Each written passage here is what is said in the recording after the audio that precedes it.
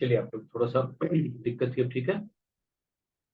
आज का जो हम लोग का टॉपिक होगा, वो टॉपिक आपको पहले से बता दिया गया था। और टॉपिक आपका जो है वो आपका प्रस्तावना, उद्देशिका पे हम लोग कुछ क्वेश्चंस करने का प्रयास करेंगे। और उसी के माध्यम से हम लोग दोहराने का भी प्रयास करेंगे। तो उद्देशिका के क्वेश्चंस को हम लोग शुरू करते हैं। और उद्देशिका पे एक तरह से हमारा रिवीजन भी हो जाएगा और सारी चीजें क्वेश्चंस कैसे आता है वो भी पता चल जाएगा। यही जो आज का टॉपिक है, जो आपको पहले से बताया गया था, उसी टॉपिक पे हम लोग काम करना शुरू कर। तो चलिए जल्दी से सब लोग। हम्म चलिए, राजू जी आज पहले से दिख गए। दिखते नहीं थे आप, अच्छी बात है, दिख गए तो बहुत अच्छी बात है। चलिए, क्वेश्चन नंबर पहला को आप लोग रिस्पॉन्ड करके बताइए कि पहला नंबर जो क्वेश्चन है आपका, वो पहला नंबर क्वेश्चन आप ही लोग देखिए और आप ही लोग उत्तर बताइए कि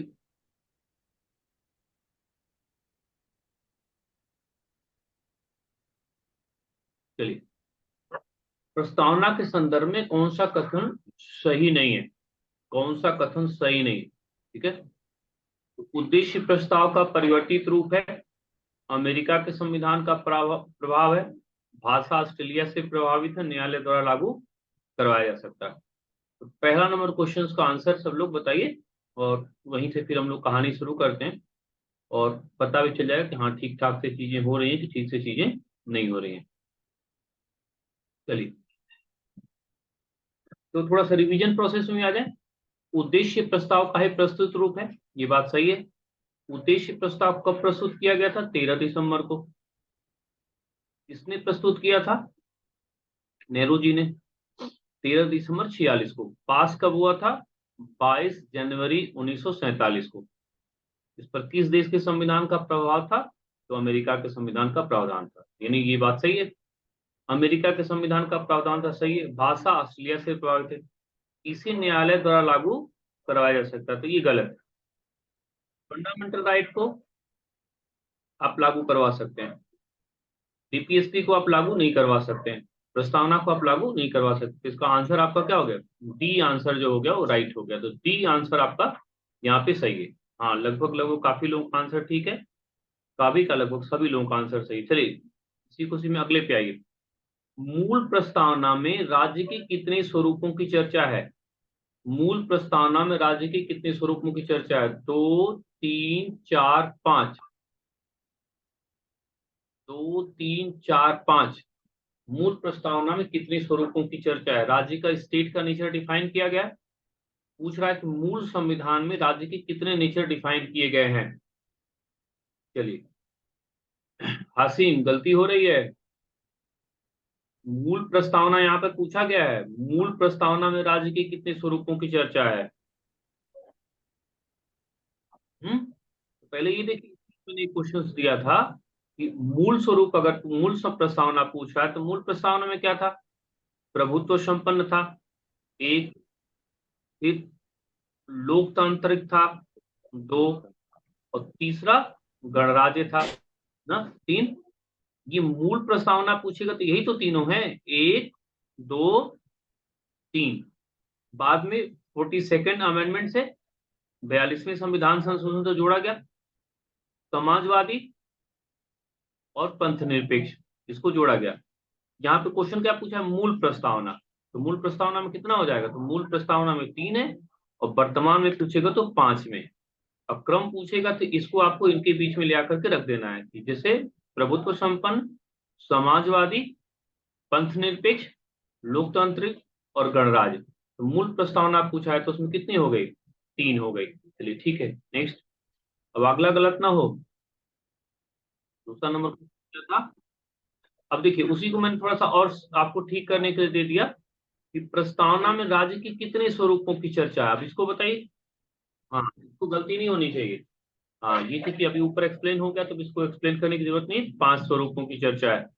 एकदम इसको रट लेना है, प्रभुत्व संपन्न, समाजवादी, पंथ निरपेक्ष, लोकतांत्रिक और गणराज्य। तो यही इसका क्रम भी है, तो ये पूरा आप एक तरह से रट जाइए इसको।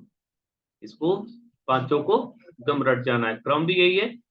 बाद में जो जोड़ा गया है उसको अब क्रम पूछेगा तो क्रम भी आप बता देंगे। चलिए, इसीलिए दोनों क्वेश्चन वहां पे रख दिया गया था ताकि रिवीजन हो जाए आपका। चलिए, नेक्स्ट क्वेश्चन क्या है? नेक्स्ट क्वेश्चन, प्रस्तावना में कितने प्रकार की न्याय की बात कही गई है? जस्टिस, जस्टिस 2 प्रकार की, 3 प्रकार की, 4 प्रकार की, 5 प्रकार की, कितने प्रकार की जस्टिस है? अमित जी ठीक है, ऋषभ ठीक है, अंकित ठीक है। कौन कौन सी जस्टिस की बात करी गई है? सोशल जस्टिस, सामाजिक, आर्थिक और राजनीतिक, पॉलिटिकल। सामाजिक, आर्थिक और राजनीतिक न्याय की बात कही गई है। हाँ, कितना आंसर हो गया? 3। कौन कौन? सामाजिक, आर्थिक और राजनीतिक। ठीक है, चलिए, ये लगभग लगभग सब लोग का ठीक जा रहा है। नेक्स्ट क्वेश्चन देखिए। नेक्स्ट क्वेश्चन हम कुछ बोल नहीं रहे हैं सब लोग, लेकिन तुरंत उत्तर दीजिए इसको। मूल प्रस्तावना में राज्य का स्वरूप निर्धारित किया गया था। चलिए, हम कुछ नहीं बोल रहे, इसका आंसर सब लोग जल्दी से करिए। मूल प्रस्तावना में राज्य का स्वरूप, आंसर कौन सा होगा? जल्दी से देखिए, किसी का उत्तर सी आया है, मैं मिस कर रहा हूं लेकिन कोई उत्तर सी दिया है, इसका मतलब बच्चा ध्यान नहीं दे रहा है। दीना ठीक है, सुजीत ठीक है। देखिए, यहाँ फिर वही चीज, अभी ऊपर जो समझाए थे उसी को फिर से क्वेश्चंस में रिपीट कर दिए हम आपको कि अब वहां पर मैंने बस संख्या पूछी थी, यहाँ पर उसने तथ्य दे दिया था ना।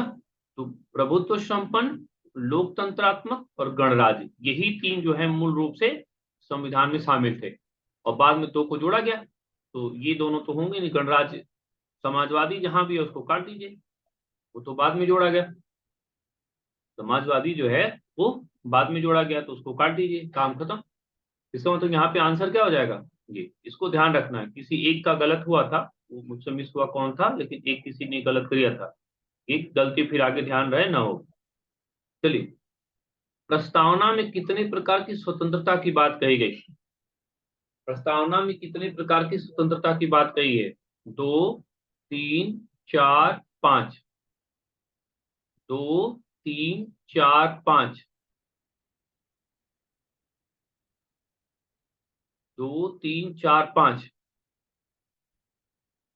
ठीक है, चलो, वंदना थोड़ा बताओ तो कौन कौन सी 5 स्वतंत्रता है? 5 से कौन सी स्वतंत्रता की बात करी गई है? 5 स्वतंत्रताओं की कौन सी बात करी गई है? चलिए, नहीं समझ में आ रहा, 100 में बताइए तो कौन कौन सी 5 स्वतंत्रता हैं? विचार, व्यक्ति विश्वास, धर्म और उपासना। धीरे धीरे बोलो, एक एक्सप्रेशन की तरह ना, कौन कौन बोलो, लिख दे। विचार की, फिर अभिव्यक्ति, गुड, अभिव्यक्ति की स्वतंत्रता। तीसरा, विश्वास, तीसरा विश्वास की स्वतंत्रता। चौथा, धर्म और उपासना। धर्म की स्वतंत्रता। और पांचवा, उपासना की स्वतंत्रता। उपासना। हाँ, गुड, ये पांचों एकदम याद कर लेना है। विचार, अभिव्यक्ति, विश्वास, धर्म और उपासना। हाँ, देखो, इसीलिए तुमसे पूछ लिया, हमको नहीं याद आ रहा था, तुमसे पूछ लिया, देखो बता दी। तो 5 प्रकार की स्वतंत्रता यहाँ पे है ना, ये ध्यान रखना। तो ये सारे तत्व को भी याद रखना, किसी न किसी क्वेश्चन में वो भी आपको मिलता रहता है, तो वो पांचों क्वेश्चंस को आपको ध्यान देखना। प्रस्तावना में किस प्रकार के न्याय का विवरण नहीं है? सामाजिक न्याय, आर्थिक न्याय, राजनीतिक न्याय, धार्मिक न्याय। जल्दी से बताइए, 7वां नंबर क्वेश्चन का आंसर क्या होगा? प्रस्तावना में किस प्रकार के न्याय का विवरण नहीं दिया गया है? प्रस्तावना में किस प्रकार के न्याय का विवरण नहीं दिया गया है?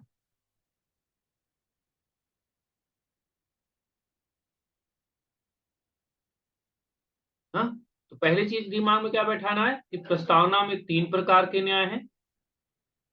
सामाजिक न्याय, राजनीतिक न्याय और आर्थिक न्याय, ये 3 प्रकार के न्याय की बात कही गई। देखिए, सामाजिक, आर्थिक और राजनीतिक। तो क्या पूछा? नहीं दिया गया, तो इसका मतलब धार्मिक न्याय का वहां पर कॉन्सेप्ट नहीं है, यानी डी वाला ऑप्शन आपका यहाँ पर राइट होगा। 7वां का क्वेश्चन डी आपका राइट क्वेश्चन हो गया, राइट आंसर आपका हो गया। नेक्स्ट देखिए, 7वां नंबर क्वेश्चन, 7वां हो गया, गुड। 8वां नंबर क्वेश्चन, प्रस्तावना में 5 प्रकार की स्वतंत्रता की बात कही गई है, इसमें से कौन सी स्वतंत्रता नहीं है? धर्म की स्वतंत्रता, उपासना की स्वतंत्रता, अभिव्यक्ति की स्वतंत्रता, कहीं भी आने जाने की स्वतंत्रता। 8वां नंबर क्वेश्चन।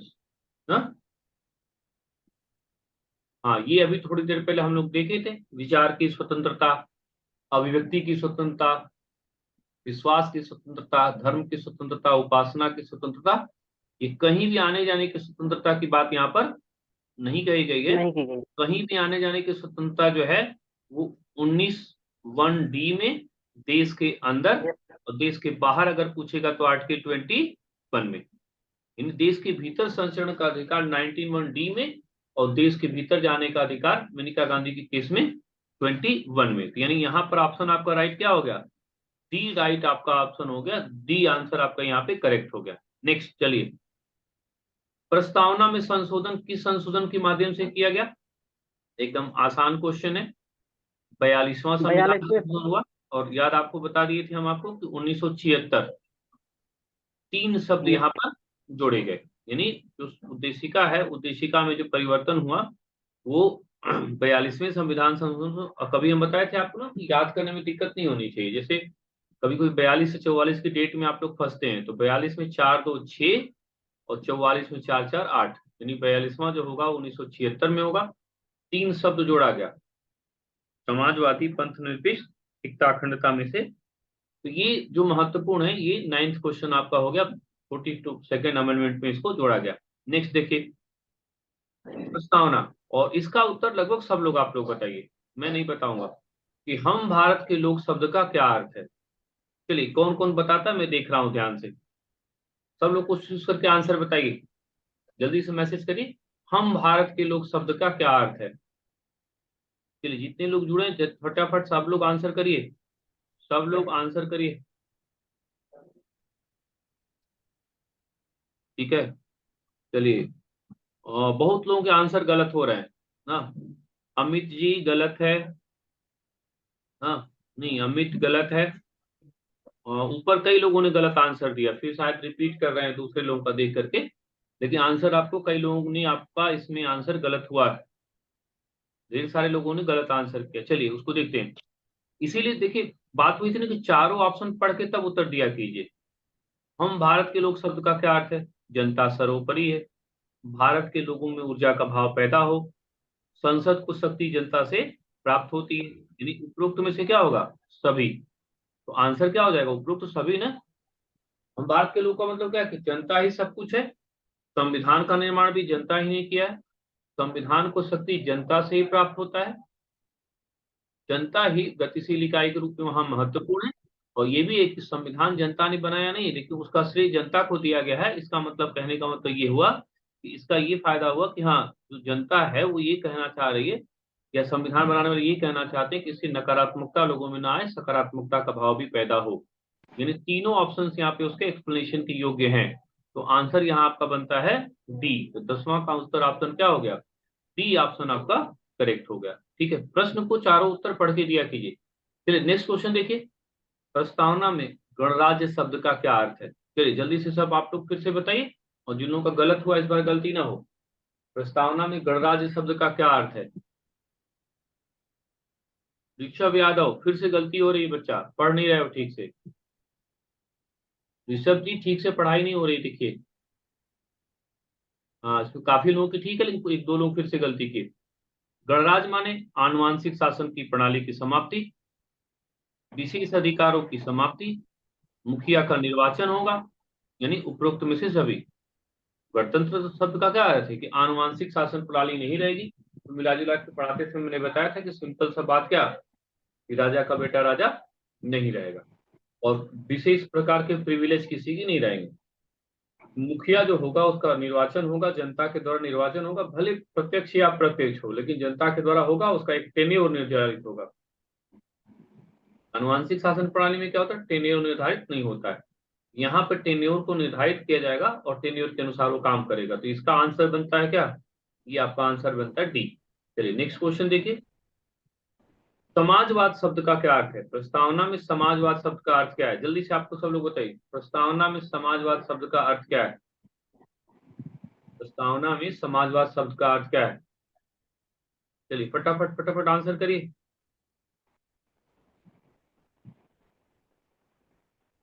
चलिए, राज्य की भूमिका लोक कल्याणकारी होगी। राज्य क्षमता के लिए, क्षमता नहीं सॉरी, यहाँ पर समता शब्द है, समता के लिए प्रयास करेगा, इक्वलिटी के लिए प्रयास करेगा और आर्थिक विषमताओं को कम करने का प्रयास करेगा। तो आंसर यहाँ पे डी, डी ऑप्शन आपका पूरा। तो ये एक तरह से बेसिक कॉन्सेप्ट भी हो गया ना, समाजवाद का बेसिक कॉन्सेप्ट भी यहाँ से देखा जा सकता है। नेक्स्ट देखिए, संप्रभुता शब्द का क्या अर्थ है? चलिए बताइए जल्दी से, संप्रभुता शब्द का क्या अर्थ है? 13 नंबर क्वेश्चन का आंसर जल्दी से।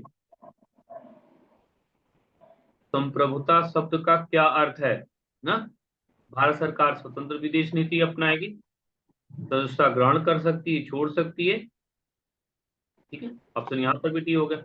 ये तीनों क्वेश्चन देने का बस ये बेसिक मतलब है कि आप प्रश्नों को तुरंत पहले उत्तर में मत ले जाके तुरंत लगा दीजिए कि पहला ऑप्शन देखिए सही मिल गया तो आप उसको उत्तर लगा दीजिए। तीनों ऑप्शंस चारों ऑप्शंस को देख लिया कीजिए एक बार, नहीं तो कभी कभी झटके में फिर प्रश्न गलत होगा। ये तीनों प्रश्न कराने का उद्देश्य समझिए कि उसका उद्देश्य क्या है। चलिए 14 नंबर क्वेश्चन, प्रस्तावना के अंतर्गत राज्य का स्वरूप, न्याय और संप्रभुता को किस संबंध में दर्शाया गया है? चलिए बताइए जल्दी से, इसका आंसर क्या होगा? 14 नंबर क्वेश्चन का आंसर, राज्य का स्वरूप, न्याय और संप्रभुता को किस रेशियो में यहाँ पे दर्शाया गया है? जल्दी से बताइए। संप्रभु स्वरूप, न्याय तथा संप्रभुता को स्पष्ट रूप से दर्शाया गया है, किस रूप में? कोई आंसर नहीं होगा तो भी बताइए। चलिए सब लोग जल्दी से आंसर करिए। सुजीत का आंसर आ गया, अंकित, बाकी लोग फॉर्म में। चलिए इसका मतलब ये सब चीजें धीरे धीरे याद हो। D, Raju, Aman, Raju, Raju. Yes sir. ऐसे आंसर कैसे होगा? नहीं सर, गलती हो गई सर, गलती से। हाँ तो गलती हो गई ना, गलती तो गलती हो गई, बस गलती मान लीजिए, बहुत अच्छी बात है, मान ली गलती होगी, गलती मत करिए ना। Yes sir. और समन ठीक है। और कोई गलती कर दिया ना, वंदना ने गलती किया क्या और किसी ने गलती किया? और किसी की गलती हुई? ऐसे गलती मत करिए, तुम सिंपल क्वेश्चन के अभी तो रटा जाना चाहिए। 5, राज्य का स्वरूप यस। कितना है? 5, न्याय कितना है? 3, यस सर। प्रभुता कितना है? ये प्रश्न में भी शब्द का मिस्टेक है, यहाँ पे संप्रभुता नहीं होनी चाहिए, यहाँ पे स्वतंत्रता होना चाहिए। तो यस सर, वही हाँ, तो। प्रश्न का यहाँ पर ये शब्द को थोड़ा सा सुधार लीजिएगा। 5, 3 और 5, यहाँ पर स्वतंत्रता शब्द को आप समझिएगा, ये तो प्रश्न थोड़ा सा। हाँ, न्याय और स्वतंत्रता, गुड, किसी ने बताया भी ये सही है, यहाँ पर शब्द को थोड़ा सा सुधार लीजिएगा। नेक्स्ट देखिए, प्रस्तावना को कब स्वीकार किया गया? जल्दी से बताइए आंसर, प्रस्तावना को कब स्वीकार किया गया? प्रस्तावना को कब स्वीकार किया गया? 26 जनवरी 1950 को, 24 जनवरी 1950 को, 1949। 1949 को, 26 जनवरी 1949 को, जल्दी से बताइए। D sir, D.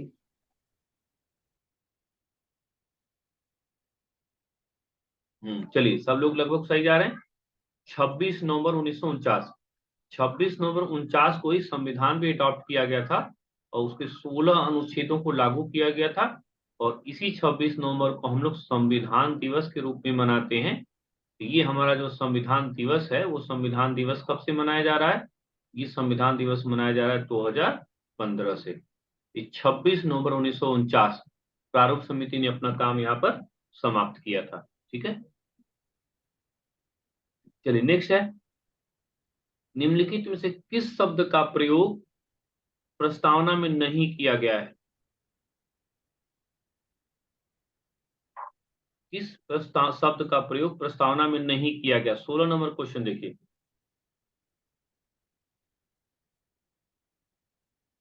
चलिए विशाल भी लग रहा आ गए हैं, सही बात है, अच्छी बात है। चलिए, एकता अखंडता है ही, समाजवादी है ही, प्रतिष्ठा अवसर की समाप्त है, बस यहाँ पर बंधुता की बात करी गई, यहाँ पे धार्मिक बंधुता नहीं। यानी इसका आंसर क्या हो जाएगा? डी जो होगा वो आंसर हो जाएगा। सही है, चलिए नेक्स्ट, आधारभूत संरचना का सिद्धांत किसके द्वारा दिया गया है? Basic structure. तो बेसिक स्ट्रक्चर का सिद्धांत जो है वो जुडिशरी द्वारा दिया गया है, आर.एस. मुधोलकर द्वारा दिया गया है। और सबसे पहले केशवानंद भारती के केस में 1973 से इसको एक तरह से माना गया, एडॉप्ट किया गया। तो ये जो आंसर होगा इसका सर्वोच्च न्यायालय द्वारा किसने दिया है? बेसिक स्ट्रक्चर का सिद्धांत शब्द के स्तर पे सबसे पहले प्रयोग किया था आर.एस. मुधोलकर ने। फिर 1973 में केशवानंद भारती के केस में ये चीज क्लियर हुआ, और यहां से हम एक बेसिक स्ट्रक्चर को लेके चलते हैं। बेसिक स्ट्रक्चर का सिद्धांत ये कहता है कि मूलभूत तत्वों को, जैसे अनुच्छेद 14 ये हमारा बेसिक स्ट्रक्चर है। न्यायपालिका की स्वतंत्रता हमारा बेसिक स्ट्रक्चर है। न्यायपालिका की स्वतंत्रता हमारा बेसिक स्ट्रक्चर है। संविधान की सर्वोच्चता हमारा बेसिक स्ट्रक्चर है। तो उस बेसिक स्ट्रक्चर को सुप्रीम कोर्ट के द्वारा क्लैरिफाई किया गया है, और प्रस्तावना में कोई भी परिवर्तन बेसिक स्ट्रक्चर को चेंज नहीं करेगी। ये इसका सिद्धांत महत्वपूर्ण रूप से न्यायालय द्वारा दिया गया। नेक्स्ट, सबसे पहले किस मुकदमे में स्वीकार किया गया कि प्रस्तावना संविधान का भाग नहीं है? चलिए 18 नंबर क्वेश्चन सब लोग बताइए। इसमें ये माना गया कि प्रस्तावना संविधान का भाग नहीं है। ये आंसर क्या होगा? हाँ गुड, बेरूबारी केस। चलिए आप लोग बताइए तो थोड़ा, बेरूबारी केस कब आया था? बेरूबारी मुकदमा कब आया था, और उसके लिए कौन सा अमेंडमेंट था? सर 1960 में आया था। हाँ 1960 में। कौन से अमेंडमेंट से फिर इसको जोड़ा गया? इसके लिए कौन सा फिर अमेंडमेंट किया गया कि नहीं हम इसको चेंज करेंगे? इसके लिए 9वां संविधान संशोधन किया गया। 1960 में आया था। बेरूबारी एक क्षेत्र है जो पश्चिम बंगाल का क्षेत्र था, जिसको बंगाल को दे दिया गया। उसी के बाद वेस्ट बंगाल ने भारत सरकार के खिलाफ एक अपील करी, और इसी में कहा गया था कि प्रस्तावना जो है संविधान का भाग नहीं है 1960 में। और इसके लिए जो अमेंडमेंट हुआ, केशवानंद भारती का केस 1973 में। इस पर रुकने की नहीं जरूरत है, बस वो दोहराने के लिए मैंने डाल दिया है। नेक्स्ट क्वेश्चन देखिए, 20 नंबर क्वेश्चन आप लोगों के लिए एक अच्छा है। प्रस्तावना के बारे में कौन सा कथन सही नहीं है? चलिए पहले आप लोग देख के बताइए, तब हम उस पर चर्चा करते हैं। कौन सा कथन सही नहीं है? 20 नंबर क्वेश्चन। प्रस्तावना को संविधान का आत्मा कहा जाता है। एम मुंशी ने प्रस्तावना को संविधान की जन्म कुंडली माना है। भीमराव अम्बेडकर ने प्रस्तावना को परिचय पत्र माना है। और संविधान सभा पर अंतिम रूप से 284 लोगों ने हस्ताक्षर किया। ये सारा जो तथ्य है एकदम रट जाना है, ये चारों ऑप्शन नहीं है, चारों बात की क्वेश्चंस है। ये ठीक है? एम मुंशी प्रस्तावना को संविधान की जन्म कुंडली, और एन पालकी वाला, पालकी वाला, एन पालकी वाला ने कहा कि ये क्या है, हमारा आई कार्ड है ना, और हस्ताक्षर किए। यहाँ से ये क्वेश्चन नहीं है, कभी पूछ लेगा, ये तो सिंपल क्वेश्चन है कि प्रस्तावना को संविधान का आत्मा कहते, कभी पूछ लेगा कि जन्म कुंडली किसने माना ना, तो इसीलिए बस ABCD से नहीं मतलब है, हमारा व्याख्या हम लोग देखना है। कभी पूछ लेगा संविधान के जन्म कुंडली किसने माना, तो KM मुंशी ने माना। कभी पूछ लेगा कि परिचय पत्र किसने माना, तो एन पालकी वाला मानना। ये स्टेटमेंट आपको दिमाग में रखना है ना, कि क्वेश्चन नहीं है, इसके माध्यम से चीजों को याद रखिएगा। चलिए, आधारभूत संरचना के सिद्धांत, ये तो आसान है। केशवानंद भारती के केस में 1973 में इसको क्या किया गया था, क्लेरिफाई किया गया था। ठीक है, नेक्स्ट क्वेश्चन देखिए। अब ये क्वेश्चन आप लोगों के लिए छोड़ रहे हैं। आधारभूत संरचना के विभिन्न तत्वों की व्याख्या की गई है, कौन से आधारभूत तत्व में शामिल नहीं है? नहीं है पूछा है। विधि की सर्वोच्चता, न्यायपालिका की सर्वोच्चता, कृषि पशुपालन का विकास, और यूनिफॉर्म सिविल कोड। बताइए इसमें से कौन शामिल नहीं है? कौन इसमें शामिल नहीं है? उत्तर अगर नहीं होगा तो उत्तर को लगाइएगा कि हाँ ए उत्तर होगा। हो सकता है इसमें ऑप्शन कोई भी सही नहीं हो। नहीं, इसमें हो सकता है कि उत्तर कोई भी नहीं सही हो, तो आप उसको लिख करके भेजिए कि कौन कौन इसमें आंसर सही होगा। 1 2 3 4 में से कौन आधारभूत तत्व में शामिल नहीं होगा?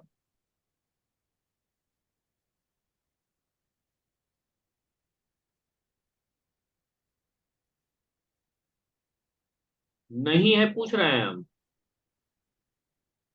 नहीं है उसको देखिए, उत्तर पे मत जाइए। हम पहले से आपको बता रहे हैं कि हो सकता है कि उत्तर में कोई उसका फिट नहीं हो, गड़बड़ हो। तो आप अपने से बताइए कि उत्तर में क्या हो सकता है। सर 1 और 2 सही है। हाँ ठीक है, तो देखिए यहाँ पर विधि की सर्वोच्चता है, ये न्यायपालिका की स्वतंत्रता है, ये भी है। यूनिफॉर्म सिविल कोड एक डीपीएसपी है, किसी पर यस सर, सवाल का और ये भी विकास ये भी DPSP। डीपीएसपी है। पूछा क्या गया कि कौन इसमें शामिल नहीं है, इसका मतलब ये भी नहीं शामिल है, ये भी नहीं शामिल है, इसका मतलब 3 4 शामिल नहीं, ऑप्शन कोई इसमें नहीं है। तो मतलब 3 4 ऑप्शन आपका राइट होगा, जो कि इसमें कोई सेट आंसर नहीं है। लेकिन इसको आपको अपने से रख लीजिएगा क्वेश्चन को, हम आपको जब सीट देंगे बनाकर तो इसको हम आपको सुधार लेंगे, उसमें आंसर यहाँ पे कोई नहीं है। तो कभी कभी क्या करेगा, इस तरह से भी दिमाग में रखना है कि चीजों को थोड़ा लेंदी, हल्का सा, बहुत लेंदी नहीं, थोड़ा सा बस लेंदी किया गया, लेकिन ये है कि ठीक है, क्वेश्चंस जो है इस तरह के क्वेश्चंस को अच्छे ही क्वेश्चंस माने जाते हैं, कि अगर अच्छे से पढ़ा है तो कोई विशेष रूप से दिक्कत उसमें नहीं होने वाली है। नहीं पढ़ने का तो खैर उन लोगों पर हम लोग को बात ही नहीं करना, लेकिन जो पढ़े लड़के हैं उनके लिए भी क्वेश्चन से औसत रूप में अच्छा ही माना जाता है। चलिए नेक्स्ट क्वेश्चन देखिए, प्रस्तावना की भाषा किस देश से प्रभावित है? तो ऑस्ट्रेलिया से, इसमें ज्यादा समझ देना नहीं है, फैक्चुअल टाइप क्वेश्चन। ये देखिए 24 आप बताइए, सर्वोच्च न्यायालय द्वारा किसे लागू नहीं करवाया जा सकता, इस क्वेश्चन का आंसर आप लोग बताइए। तो देखिए कितने लोग इसको सही बता देते हैं, तो कितने लोग सही बता देते हैं, तब इस क्वेश्चन में मजा आएगा, आपको आनंद आएगा। सर्वोच्च न्यायालय द्वारा किसको लागू नहीं करवाया जा सकता, सब लोग बताइए आंसर, सब लोग आंसर करिए।